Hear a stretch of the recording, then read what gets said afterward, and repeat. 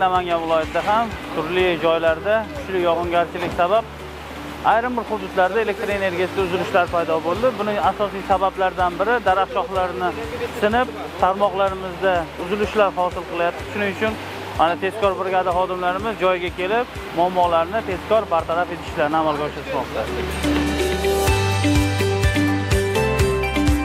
Namangan shahar Ma'rifat mahalla fuqarolar yig'iniga qarashli Tepe 49 podstansiya vokzaldan chiquvchi 6 kilovatli feeder Novik havo tarmog'imizga yomg'ir natijasida daraxt shoxlari sinib tushgan.